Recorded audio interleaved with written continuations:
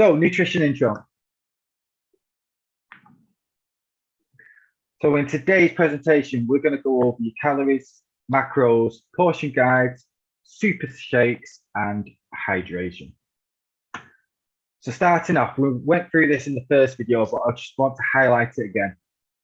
We perform and we track your calories based on energy balance, energy in versus energy out. It's a scientific proven fact. If you burn more calories out than going in, you will lose body fat. So your energy out is determined by your basal metabolic rate, your thermal effect of eating the food, your non-exercise activity thermogenesis, as well as the calories you burn through exercise. Your energy in is liquids, anything calorific, and based on your protein, carbs, and fats, which make up your macros. We're going to go a little bit more into detail about the macros so you know how much of each food you're tracking and what them calories are made up from. Okay, team, so macro cheat sheet. This is available in the Resource Center. It gives you a list of your carbohydrates, proteins, and fats. The main focus point of week 1 and 2 is hitting calorie deficit and hitting your protein target.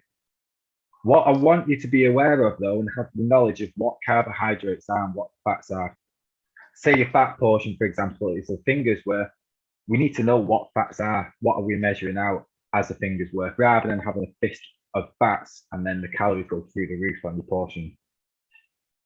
portion control. So carbohydrates, the most popular over-consumed macro, and that's because it contains where your bread comes from, your pasta, your rice, but also your processed foods, biscuits, crisps.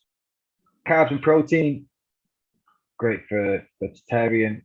Get it from higher increased protein if you're struggling, through your grains, quinoa, beans, peas.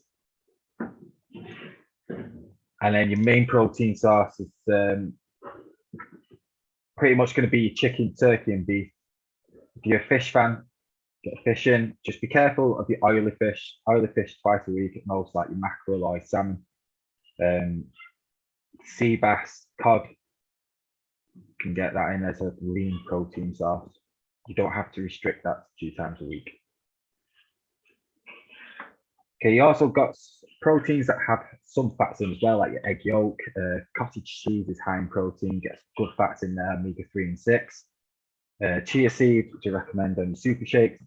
Go through that in just a second. And then finally, your fats, the least quantity, it's often your cooking oils, nut butters, avocado, flaxseed, sauces, often contain your fats in. So that's your breakdown of 3 macros: protein, carbohydrates, and fats. I want you to be mindful of your protein portions. I'm going to guide you through your portions just a moment.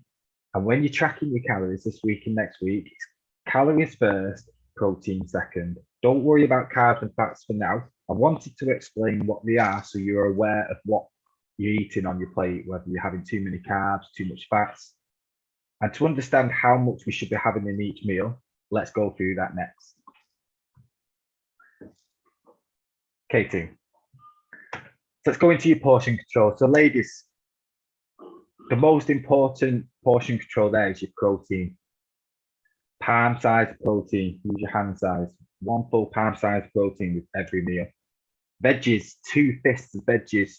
Stack them veggies on. Reduce your carbohydrate by cupping your hand, and a thumb of fats. It's just a small amount of fats. Could be the cooking oil, could be some, I don't know, in a shake, it could be nut butter, could be avocado for breakfast, small amount. Guys, we get a little bit more as your calorie allowance is greater. You need to double up on them portion sizes. I do recommend reducing the carbs to 1 cup, handful of carbs.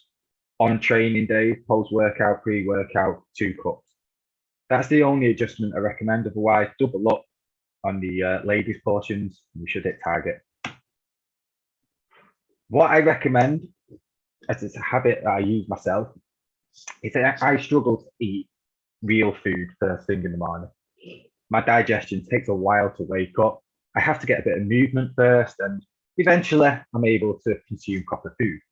Before then, though, after I fasted, I've been to sleep, my body's fasted for 8 hours. What I want to do is pack it with micronutrients and all the new fuel I need for the morning. And I do that through a super shake. So although they can be quite calorific, depending what the recipe is, they pack in so much micronutrients, so much energy, it makes your mornings a lot better. You're less likely to fluctuations in hunger, your hormones are more balanced. So by 10 o'clock, you're not going for a sugar rush, you're not craving coffee to keep your energy levels up. Your super shake pushes you through till your lunchtime. Maybe if you get at 10, 11, you need a high protein snack till lunch, that's fine. It just makes it a lot easier for your day than to go in skipping breakfast or having a quick cereal bar and an hour later feeling starving. So an example of a super shake that I've given here is almond milk, bit of water topped up, whey protein, handful of mixed fruit, get some nuts in there for your energy, Greek yogurt to thicken it up, and then chia seeds to get protein up, boost the protein as well. The micronutrients, it's given a full spectrum of micronutrients ready for your body to utilize first thing in the morning. After you've had a sleep, you've fasted, your body's craving nutrients, it's craving to be rehydrated, and it's just ticking the boxes in one hit, this super shake. I appreciate not everyone likes shakes. You don't enjoy shakes, leave it out. This is just this is just a recommendation that I do myself. I've heard many times, many members say you struggle to eat real food in the morning. So this is what I recommend. We do also have a full smoothie recipe guide in the resource hub. It's under the recipe packs folder, and it's 30 to 50 different recipes for the super shake. I highly recommend going and have a look at that. If you're unsure where it is, send me a message. I'll send you the direct, so you don't have to go looking into the hub for it. Final approach, the final one of week one's focus point is your hydration. We do go into more detail with hydration. I think it's week 3 or 4. But I want right now you to be more aware of your hydration level. So are you having water with every main meal? If you're not, let's add that habit in. Do you need to have water at your desk? Are you struggling to get the time to go and get water? Do you need to be at your desk already? Do you need to set a quiet vibrate water alarm in your pocket on your phone? Every 2 hours, it just vibrates, give you a little nudge, have some water. Or hyperhydration. If you're not having a morning shake, could you get a morning pint worth of water? Like I say, after you slept, it's almost like a fast period because you've not had any intake, no water, no food for 6, 5, 8 hours, however long you sleep for. So the first thing when you wake up, your body is craving rehydration and refueling. Hence why I suggest hyperhydration. Hyperhydration is just consuming more water than what you normally would on a given sitting. Awesome, team. Any questions on the basics of your nutrition? Let me know. There's a few resources there that can help you understand more about your nutrition, but I'm here to support you. So if you're unsure, send me a message. Continue to do what you're doing this week, tracking your food, keeping your protein up, keep under your calories, and focus on your hydration. Don't forget to be mindful of those steps. I need you to be tracking your steps by now. I need to get an average of what you're getting out each day. Don't forget to add that onto your program. Any questions, you know where I am. Thank you very much for tuning in and watching this video, team, and I'll see you on the next one.